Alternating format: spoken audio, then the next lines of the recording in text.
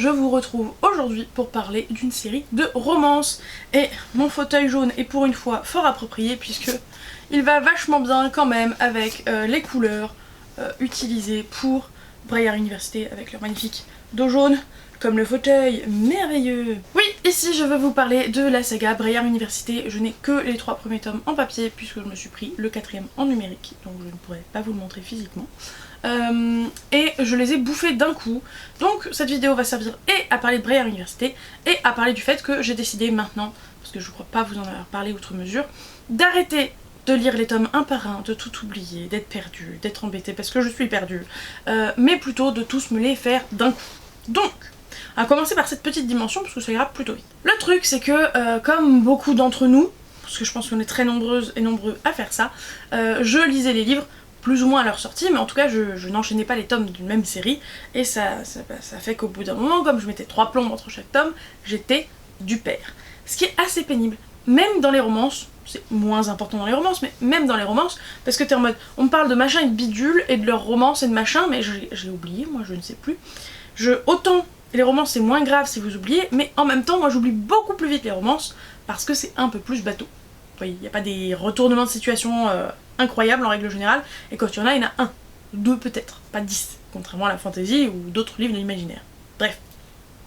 Tout ça pour dire que du coup, maintenant ma politique personnelle c'est, tu lis le premier tome, si le premier tome te plaît, et que il y a d'autres tomes de sortie, t'achètes tous les autres tomes de sortie, et tu te les fais. Et là, du coup, tu peux t'enchaîner toute la série, t'oublies pas, y a pas de souci, tout va très bien. Et j'ai commencé à faire ça avec les mangas, ça me plaît beaucoup, du coup je me suis dit, poursuivons avec les romans, parce que jadis, fut un temps, je lisais les trucs que série par série, genre je commençais pas une autre série tant que j'en avais pas fini une, ce qui me paraît fou maintenant que j'y pense, mais du coup ça me permettait de pas avoir de problème d'oubli en fait, ce qui était plutôt pas mal.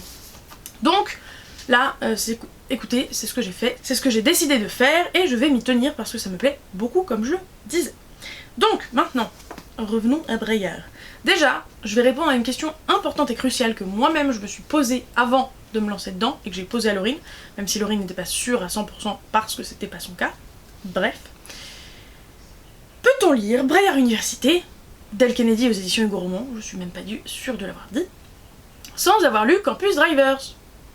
Et je suis larguée aujourd'hui. Sans avoir lu Off Campus, qui est donc la série initiale à l'origine de cette série-là, qui est donc une série spin-off. Et oui, tout à fait, Jamie.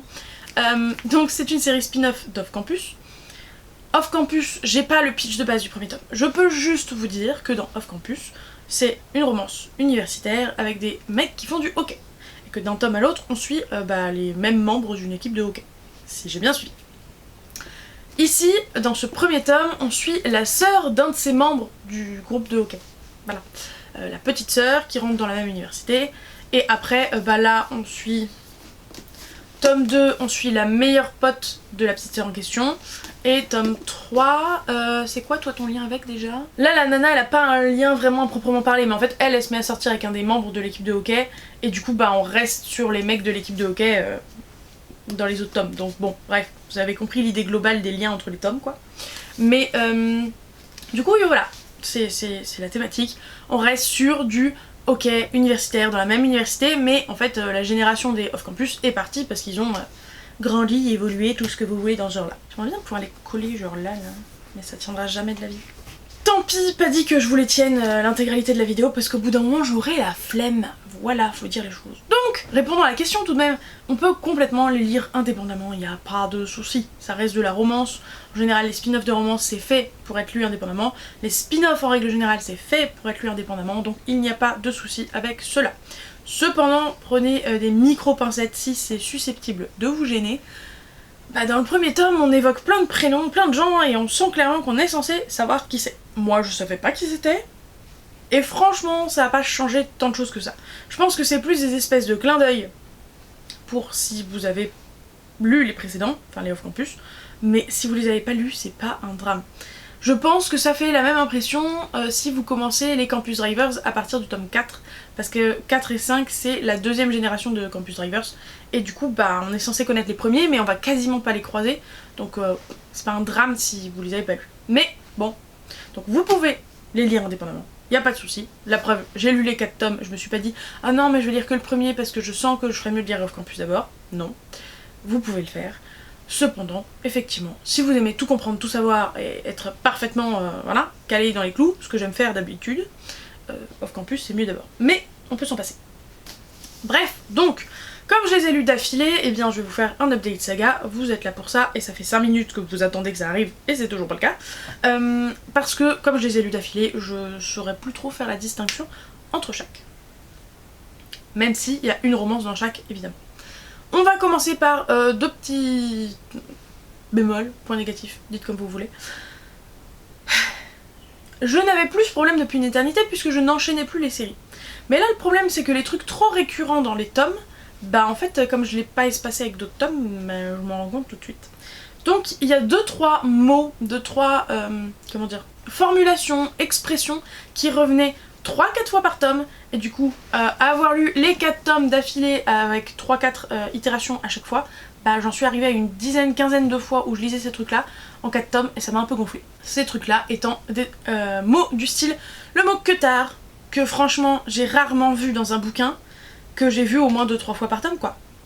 Donc je comprends l'intention, je comprends le message, mais à mettre autant ce mot qu'on croise pas si souvent, c'est pas le côté vulgaire du mot, ça franchement je m'en fous, c'est juste un mot plutôt rare et on le voit souvent un peu relou quoi.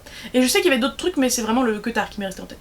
Est-ce que j'avais d'autres choses à dire vis-à-vis des points négatifs? Là tout de suite écoutez ça me revient pas, tant mieux pour les bouquins.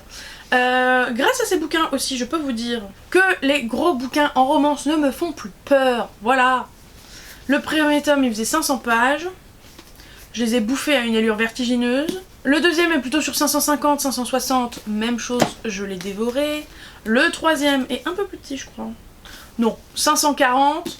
Et le quatrième ça doit être sensiblement la même chose, mais je les ai déglingués.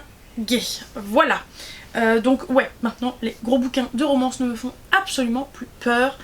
Parce que bah, ça se lit vite dans tous les cas. Vraiment la romance pour moi ça se bouffe, ça se paf paf. On tape dedans et on y va. Voilà.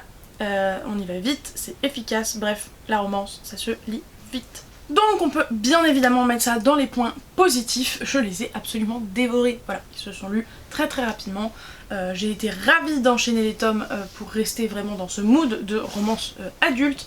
Je crois qu'au bout d'un moment les scènes de fesses, je trouvais qu'il y en avait un peu trop, mais c'est peut-être parce que comme justement d'habitude j'enchaîne pas les romances et que je passe à d'autres styles, j'ai pas l'habitude d'en avoir autant pendant si longtemps. Donc à voir si c'était moi ou si c'était vraiment les bouquins. Mais voilà, moi j'ai trouvé qu'il y en avait pas mal. Ça m'a pas saoulé de ouf non plus, mais au bout d'un moment j'étais un peu en mode tu peux me raconter autre chose? Enfin, je sais pas. Voilà. Je crois pas que je vous ai fait les pitchs à proprement parler, donc c'est parti. Et cette fois je vais prendre les bouquins à la main. Le premier tome, on est avec Summer, oui c'est ça. Summer qui est attirée par Colin depuis un petit peu toujours quand même, on va pas se mentir. Sauf que à une soirée qu'ils ont en commun, eh bien elle va l'entendre dire des trucs pas très sympas sur elle. Et elle va être en mode bah non en fait. Sauf que le boug, et bah lui il l'appréciait en fait, mais il a dit ça pour que genre ses copains lui lâchent la grappe. Et donc elle a entendu pile poil ce qu'elle ne devait pas entendre parce qu'il ne le pense même pas. Et donc voilà le début de cette romance-ci. Sur celui-ci on est sur du fake dating puisque on suit Demi qui est la fille du coach de hockey de Briar Université. Et en fait le problème c'est qu'elle va devoir, je vous explique pas pourquoi du comment évidemment, faire semblant de sortir avec Jake Conley qui est l'attaquant principal d'une équipe concurrente de la Briar Université pour pouvoir avoir un stage de hockey. Voilà, enfin pour pouvoir avoir un stage dans la chaîne de télé principale de hockey ou un truc du style. Bref, vous avez l'idée. Donc il y a du fake dating et franchement très très fun. Et sur celui-ci on est sur une espèce de thématique d'abstinence puisque Hunter a décidé après la fin du tome précédent, donc je vais pas trop vous spoiler, de faire une année complète d'abstinence, en tout cas pendant la saison de hockey. Et en parallèle on suit, comment tu t'appelles toi déjà? J'ai bugué, j'ai dit Demi tout à l'heure mais c'est Demi, c'est elle Demi, c'était Brenna dans le tome d'avant. Donc là on est vraiment avec Demi et Demi elle va être mise en binôme avec Hunter pour je sais plus quel truc d'université mais en tout cas c'est de la psychologie et ils doivent faire une espèce ah, ils ont appelé ça un projet d'école. En tout cas c'est un truc de travaux pratiques quoi, où l'un doit être le psychologue et l'autre doit avoir les troubles psychologiques qu'on lui a donnés et du coup c'était très sympa aussi comme pitch. Et le quatrième tome, Et comme je l'ai pas en physique, c'est plus technique. Donc je crois que je vais aller chercher ma liseuse. Bon, je suis allée choper ma liseuse pour vous parler du résumé, parce que vraiment, mon cerveau elle est fuite. Et pendant qu'elle s'allume, regardez la beauté de la bête. N'hésitez pas à faire pause.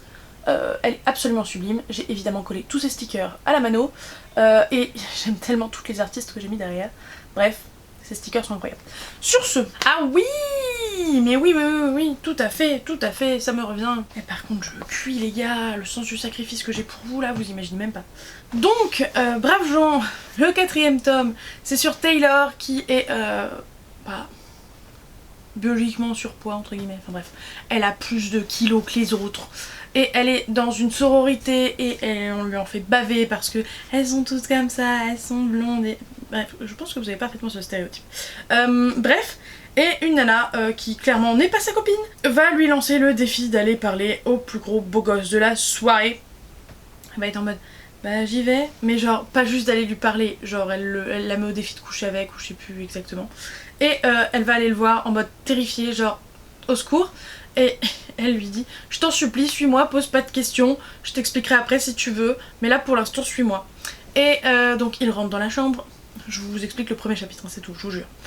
Il rentre dans la chambre, elle lui explique et lui il est en mode mais elle est magnifique, pourquoi elle pense être autant en difficulté, enfin genre pourquoi. Et ils vont donc jouer à la comédie et faire semblant d'être en train de coucher ensemble en gueulant des trucs à travers les murs. Bref, c'est très drôle.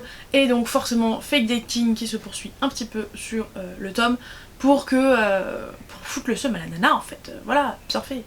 Pour au final peut-être vraiment finir ensemble. Comme s'il y avait une vraie question. Ça reste une romance quand même, faut pas déconner. Bref, c'était donc très plaisant. J'ai beaucoup aimé cette série. Donc si je reprends en tome par tome, ce que j'aurais clairement dû faire avant. Mais bref. Le premier tome sur... Je me demande si j'ai pas écrit un début de chronique. Je pensais avoir pris des notes sur au moins le premier tome de Braillard Université. Pas du tout. Tant pis. Donc ce premier tome de Braillard Université, je l'ai trouvé très intéressant. Et je pense que ça je peux le dire pour à peu près tous les tomes. Il y a toujours au moins une thématique que je trouve assez intéressante. Donc là par exemple c'est le fait que l'héroïne, je crois qu'elle est dyslexique... Non, elle a un TDAH. Elle a un TDAH, donc trouble de l'attention et de l'hyperactivité, qui fait que, avec ses études, elle a beaucoup de mal, elle a des conditions adaptées pour pouvoir avoir plus de temps, par exemple, pendant ses examens, parce que c'est difficile pour elle. Et c'est une thématique qui est pas balancée par la fenêtre au bout de 3 pages, quoi. On y revient à plusieurs reprises, elle a besoin d'aide, etc. Et je trouve ça vraiment très cool que ce soit mis en avant et que son monsieur complète très bien en prenant le temps de lui expliquer, en prenant le temps avec elle, et en lui expliquant que non, c'est pas grave, c'est pas problématique, juste tu penses différemment et tu fonctionnes différemment et du coup t'as besoin qu'on s'y prenne différemment, tout simplement. Et lui de son côté, clairement sur les 4, c'est lui qui est dans le top de mes book boyfriends, parmi les 4, hein, je le mets pas dans mon grand palmarès de book boyfriend. Faut pas déconner, faut faire partie de l'élite pour rentrer là-dedans, mais toujours est-il que du coup ce bon vieux monsieur, il est tout ce que j'aime, c'est un geek. Je vous ai déjà montré le nombre d'écrans de monsieur qui sont de l'autre côté de la caméra, mais là rien, sans même bouger, alors que j'ai ma vue occultée là, comme ça là, par les 2 lights là, je vois 5 écrans différents. Ça vous donne une idée. Bref, donc c'est un geek, on aime. Il est super intelligent, on aime. C'est un artiste, on aime. Il est tatoué, on aime très fort, même si le mien n'est pas tatoué pour le coup. Bref, il a une quantité de caractéristiques que j'aime beaucoup, assez impressionnante. Bref, donc vraiment ce premier tome, je l'ai beaucoup aimé, je l'ai dévoré, c'est pour ça que j'ai acheté tous les suivants, d'ailleurs vous le savez très bien. Le tome 2 du coup avec le fake dating, c'était pas mon premier fake dating, mais seulement mon deuxième, que j'ai énormément aimé, parce qu'à nouveau, les personnages, il y a une bonne alchimie, ceux-là, ils passaient leur temps à, pas s'enguirlander, mais à se lancer des pics, et c'était génial. Forcément c'est une espèce d'enemies to lovers très soft, donc voilà. C'est forcément le cas, mais c'était très sympa, le fake dating c'était trop bien parce que lui est clairement amoureux plus vite qu'elle et du coup il est en train de forcer pour avoir des rencarts et elle est en mode mais non mais fous-moi la paix, bref c'est très drôle. Le troisième tome avec cette thématique psychologique était très très intéressante, je l'ai beaucoup aimé. Avec le côté abstinence qui était aussi vraiment très drôle et très chouette. Parce que bah, ça arrive pas souvent dans les bouquins qu'il y ait une thématique d'abstinence. Tout simplement. Que ce soit un slow burn et que du coup ils mettent du temps avant de coucher ensemble, oui, ça y en a plein. Mais qu'il y a la thématique d'abstinence, pas forcément. Et pareil, la thématique psychologique et le trouble psychologique dont souffrait fictivement le personnage lors du TP était aussi très intéressante. Et j'en dirais pas trop plus sur ce point de vue-là. Et la fin aussi, oh là là, la fin. La fin, bon sang, bonsoir. Et enfin, le quatrième et dernier tome, j'ai beaucoup aimé la thématique...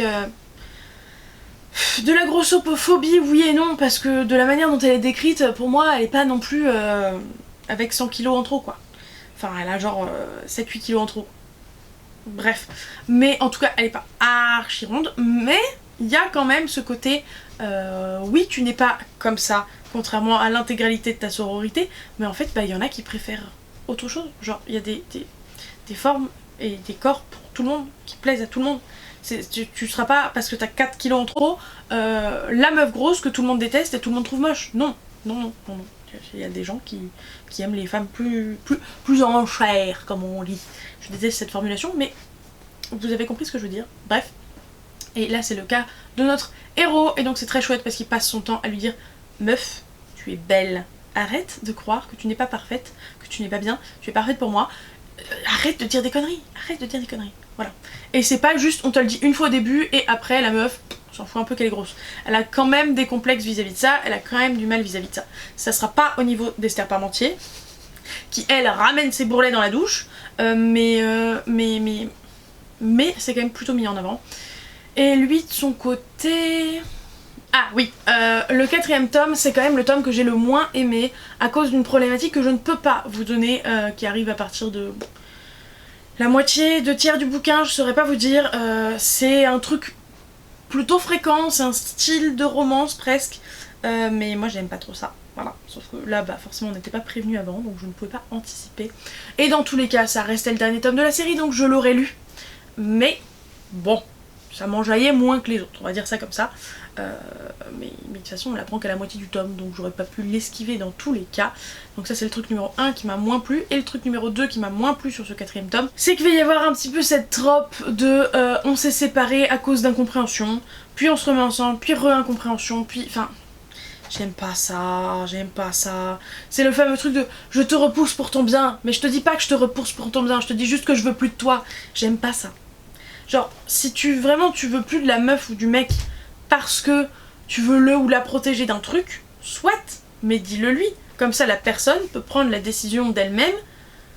T'as raison, je préfère être protégée et on se remet ensemble si tout se finit bien de ton côté. Ou non, toi et moi c'est pour la vie, jamais on se séparera. Et si tu dois souffrir ou si ça doit être dur pour toi, bah ça sera dur pour nous deux et je te soutiendrai et je t'aiderai dans ta mission, blablabla. Vous avez l'idée. Et là c'était pas forcément le cas. Enfin en tout cas on n'a pas donné le choix au héros ou l'héroïne quand le cas s'est présenté. Voilà. Et sur ce, écoutez, je pensais que ça serait une vidéo bien plus courte que ça, mais c'était la vidéo saga sur Brière Université, la saga spin-off d'Off Campus. Si vous voulez savoir si je lirai Off Campus, oui, tout à fait, je pense que je les lirai. Je les lirai probablement soit d'affilée, soit en 2 morceaux, parce qu'il y a 5 tomes en tout. Sachant que le 5ème, c'est pas vraiment un 5ème tome, c'est plus une espèce de gros épilogue pour tous les tomes. Je sais pas comment dire. C'est des espèces de nouvelles sur chaque couple en fait. Donc je sais pas, parce que si c'est pour me retaper 4 fois le mot que tard par tome et de me faire les 4 tomes d'affilée, voire 5 tomes d'affilée, flemme un peu, flemme. Donc je ne sais pas trop. Pour la dimension, les lire d'affilée, mais pour la dimension, les lire, ça y a pas de doute, d'autant plus que Laurine les a tous, donc je vais pouvoir les lui emprunter, ou alors les mettre sur ma liseuse, tout simplement. Je crois que j'ai vraiment fait le tour de tout ce que j'avais à vous dire sur cette série, et puis voilà. Tout simplement. N'hésitez pas à mettre un emoji de cœur jaune, voilà, parce que mine de rien j'ai bien aimé la série, ils sont jaunes, et pour moi vraiment Brière Université, à cause du dos et de la 4ème, c'est associé au jaune, donc cœur jaune. N'oubliez pas de mettre un petit pouce en l'air et un commentaire, moi je vous dis à la prochaine, je vous fais de gros bisous,